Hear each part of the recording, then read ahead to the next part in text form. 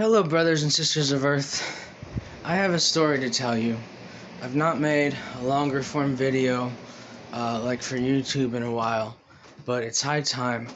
I have a true story, true with the capital T, meaning that it's true as poetry is true, and that's the truth that's mine, that I care about, and yeah, so it's a story of the origin of this world,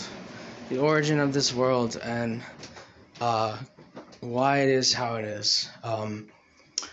So we start approximately 1000 AD, 1,000 years ago.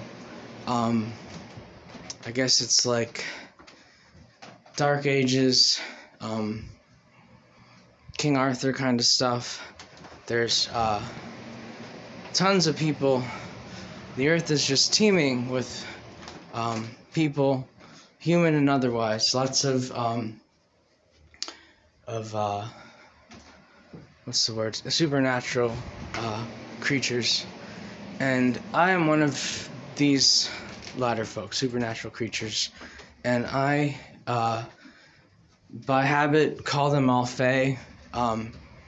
Even though I'm sure some use the word Fae and Fairy to refer to specific, subtypes of beings. But in my book, if it's not human, it's Fae, basically. It's that easy. So, I am one very clever fairy, and well-positioned in the courts that be of the Fae folk, and I have a just flabbergasting, astonishing idea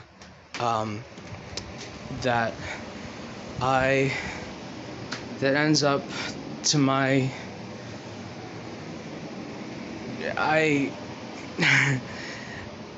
even in this hypothetical alternate lifetime of mine, I'm just blown away by the enormity of it. It's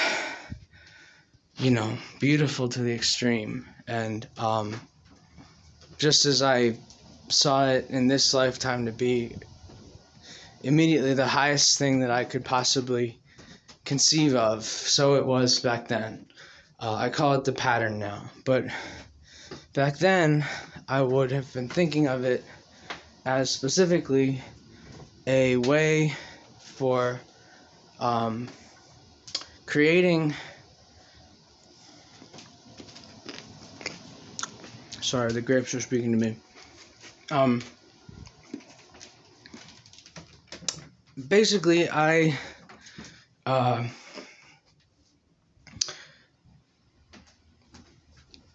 saw an idea full of political potential. I saw a way to elevate a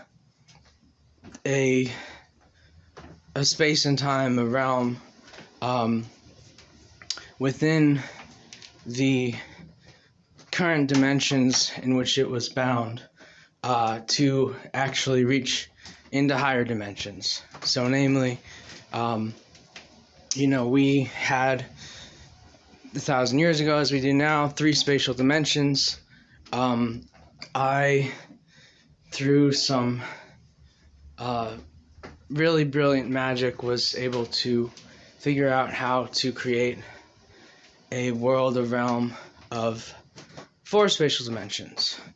And this was actually created, and it was called, I call it Faerie. And that is how I account for the fact that gradually over time, really all around the world in varying degree, but pretty uniformly, we now do not see all of the classical, well-known, well-documented forms of Fae life. So, because fairy was created, and over time they all crossed into fairy.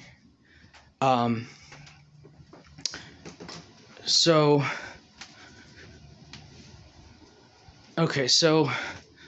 what happened though? There was a cost to be borne by this, basically to keep fairy up, to keep fairy aloft in a higher dimensionality.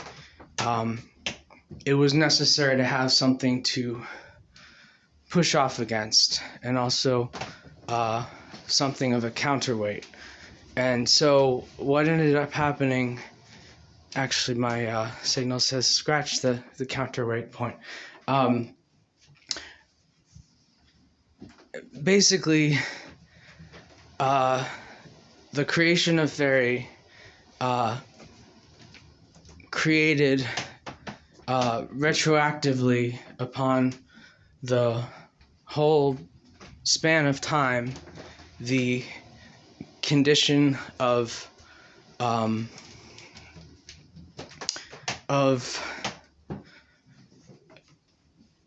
necessary, inescapable death for all the human folk left back in Fourness, which is what I call our little old home here, Earth. So that created death. I distinguish humans and Fae primarily from the fact that humans have souls, whereas the Fae, there's no distinction between body and soul. Just the being is kind of one unit, taken as a whole. So it wasn't the condition of death that originally defined humanity. It was the having of souls. Anyway, so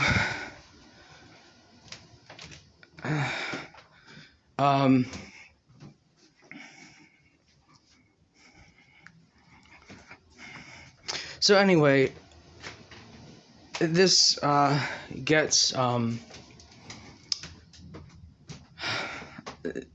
messy quickly, because there's varying layers or narratives or frames of truth that at times contradict each other or sort of battle it out.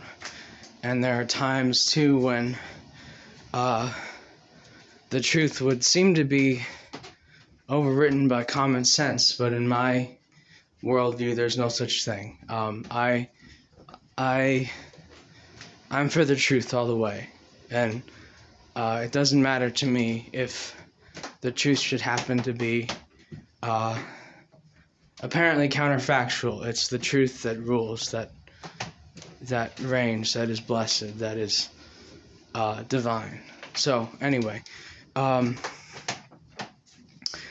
so I said that is how we came to have death. So the way that fairy works is, or I should say worked, past tense, is there was a central being called the Leviathan, whose physical body was alone in the beginning, having to necessarily be of 4 dimensions rather than 3, and having built into the structure of his body all of the complex metaphysical machinery that drove fairy, that drove the progression of time and causality, and stuff like that. So it was, picture like I think of it like a black dinosaur, like a T-Rex with really super black, dark, shiny plates of armor and a long, whipping, trailing tail, and a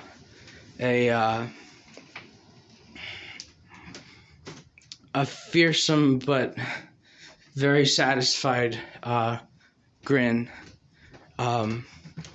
A really an unopposed, by design, unchangeable highest being. So that being, the being who was to become this, would have been my king. And of course, I mentioned it was a political idea. Like, you can see how this, having this hierarchy hardwired into the structure of the realm was highly, I mean, you could see why the guy in charge would really go for this if I'm offering him what I'm describing. So anyway, and the Leviathan kind of does two things at once. He just by his mere existing with the magic of his body, he turns the crank, so to speak, of the world, keeps it going, but also has a place within it. So he's not just structure or just entity indwelling. He's both. So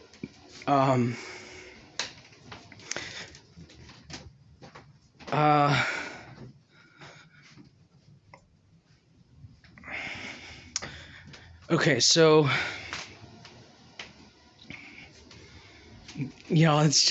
I just can't even describe how cool it is. It's really, really, really awesome and cool. I pieced all this stuff together over the past year and a half-ish. Heck, mostly it's been less than a year. It really kicked off last May. And there were these, I'm just kind of to give me a little bit of a mental breather. I'm kind of just talking more about my side of the story now. How I would discover every so often a new piece of the puzzle, a new place where the Leviathan's body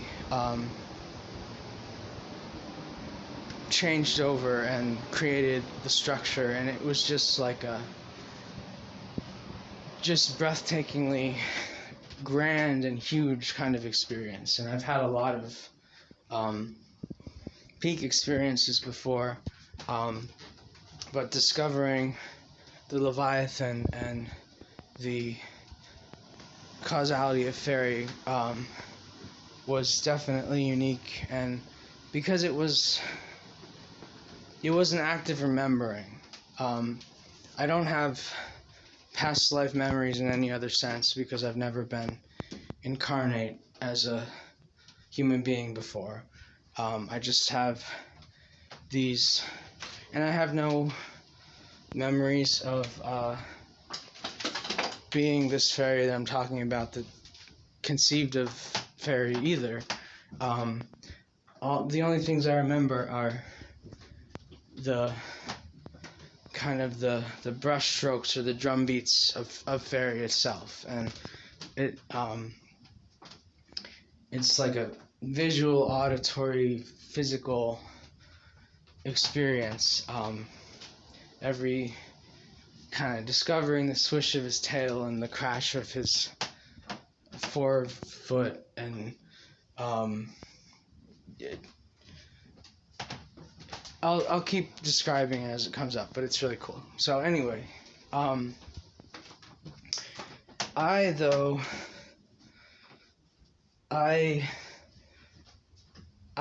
predict I suppose I suppose that I probably was aware that this would considerably harm or set back the people left behind here on Earth. But I think I probably just didn't really care. Not having a soul, I was more self-centered, as the Fae are, and probably was just gleefully, inebriatedly focusing on the benefit that this would bring to me personally and to the world order, you could say. In any event, the only part that really matters is that when it was fait accompli, I developed regrets. I felt I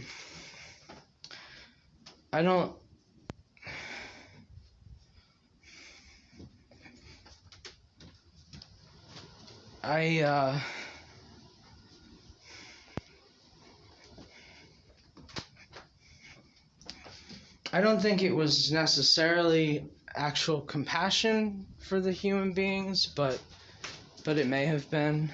I think what it was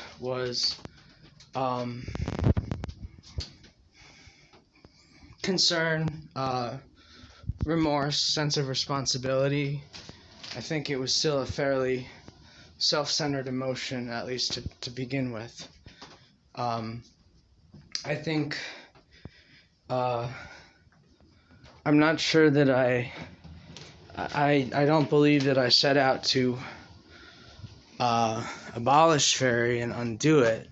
I think that all I did was set out to share the pattern with humanity, to level the playing field, and to atone for my own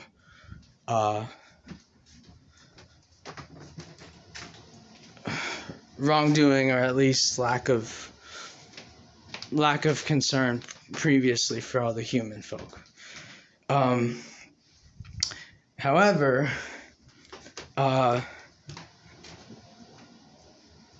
okay, I need to describe again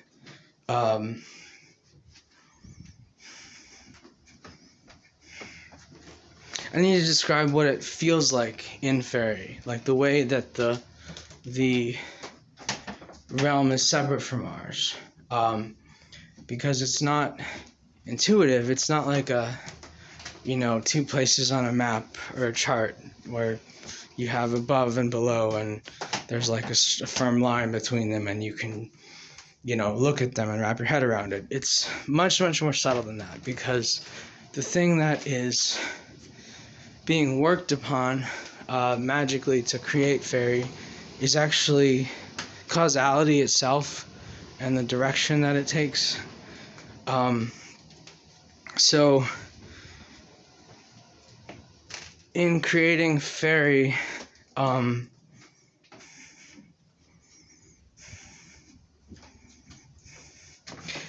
it's incredibly easy from within Faerie to regard Faerie as the primary and original and even the only real realm of the two. It's an entirely different dimensionality.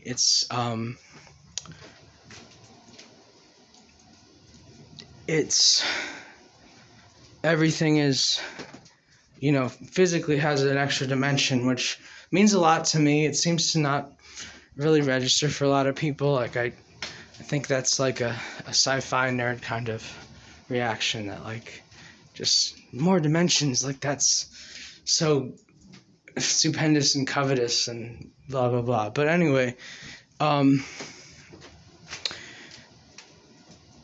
Fairy,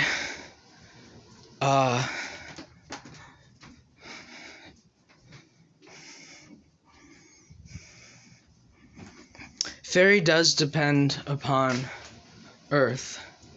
It's grounded or rooted in Earth. It requires Fourness, our dimensionality down here, to push against to sustain itself aloft. However, the reverse is kind of also true. It's true in like a slightly diminished form, but in a very subtly diminished form. What I'm trying to say is that Fairy, being of higher dimensionality, it's super easy to think of. I'm having to adjust my arm because it's getting tired. To think of that Earth is derivative of Fairy. The Fairy being the greater, like it would be like if Fairy were a tetrahedron,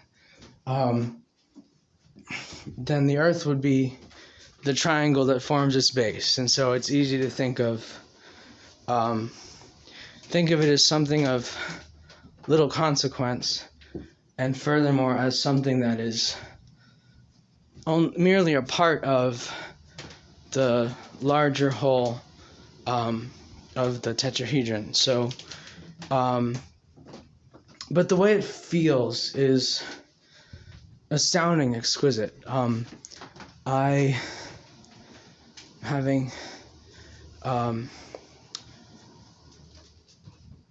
just gonna have to go for it and try to use my words as best I can because I'm getting some mixed signals. But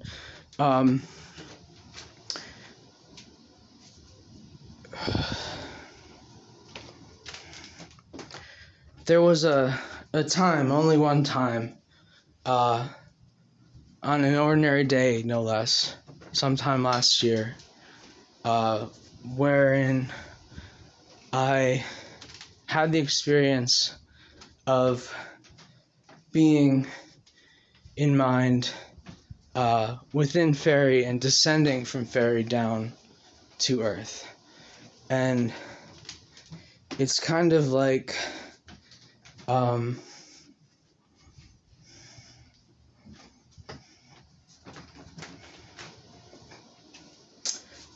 it's like a waterfall or a cascade. It starts with a very self-important sort of. It starts with an obvious sensation of having a. This is gonna. Gosh, man, this is rough. I don't want to be too technical with this, and I feel like I'm ruining it already being too technical. I'm relying too much on. This really needs to be poetry, but it's so hard to grasp and communicate that I can't quite give it over to poetry. Or I can try, but I can't, do that spontaneously on a recording like this.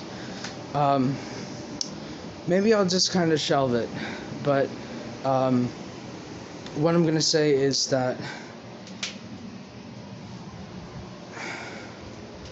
while there is awareness amongst the Fae, at least amongst the oldest among them, like a very dim memory, it's kind of dreamlike, the memory of the creation of Fairy and what things were like on Earth. It's rather more akin to mythology that we have, like, creation myths and stuff like that, because Fairy is the center. It is the place from which flows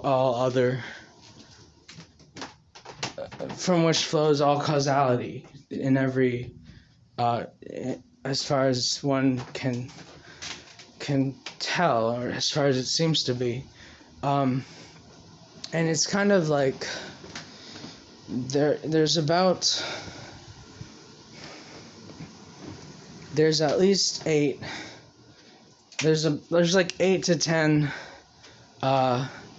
causal steps between the heart of Faerie and the edge of Earth, and it kind of flows down from the heart of Faerie in like a bell kind of shape. Like it goes out and kind of gushes and cascades, and then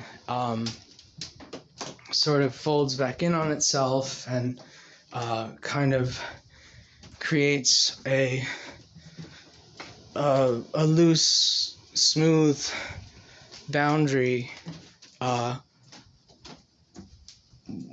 wherein along every step of the discrete chain of causes and effects, every step is kind of, it's very hard to describe, but it's not until one reaches the end of this 8 to 10 cause steps that one finds oneself suddenly back in Earth and saying like, oh, that was a tremendous, stupendous, just illustrious, incomparable experience.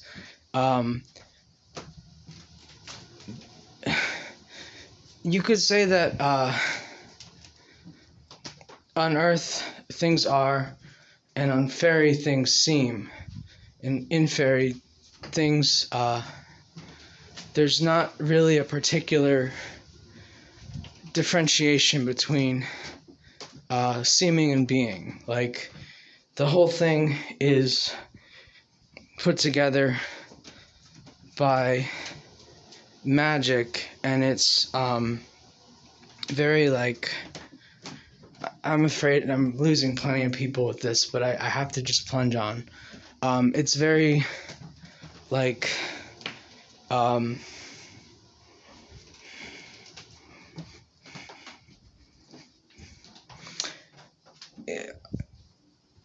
I'll introduce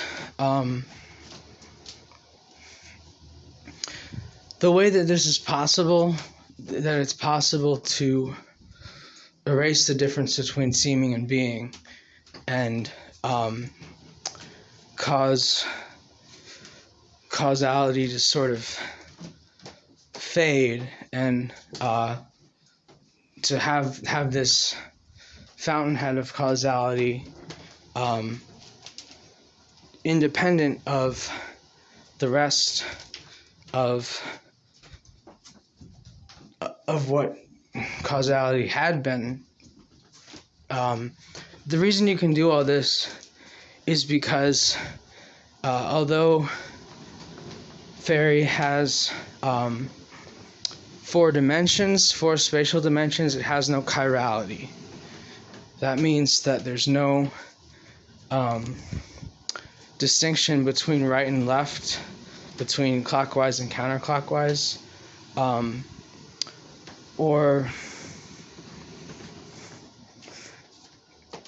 the Leviathan, the most fundamental of the machinations that he/his body enacts in propelling Faerie forward in time, is the interleaving of the lefts and the rights. So every alternate moment is of opposite chirality. So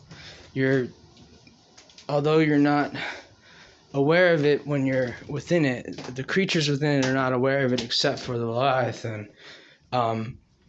It's constantly flipping with like an inverse of itself, kind of, and this allows for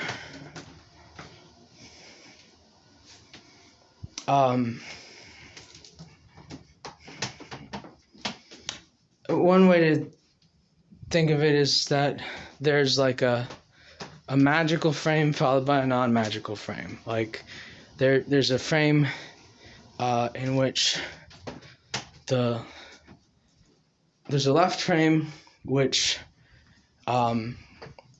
is the frame in which because everybody's magical in fairy. It's not a specialized or like raised up kind of thing to work magic. Just magic is kind of part and parcel of everything, of everyday life, of like perception, of the possession of a body, yada yada yada. So there's the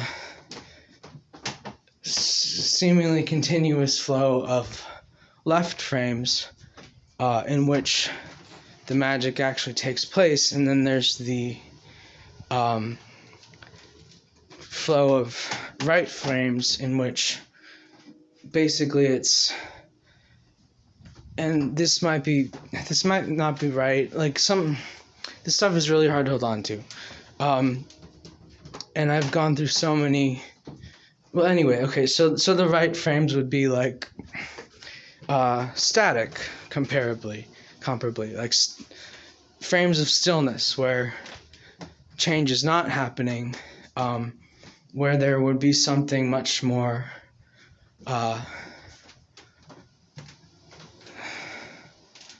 simple, like mere perception or awareness.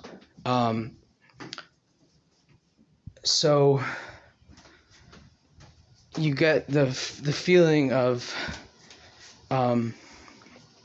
continuous flow of magic and continuous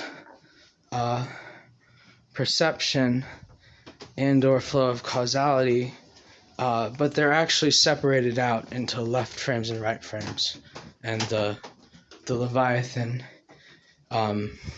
does the flipping to get them all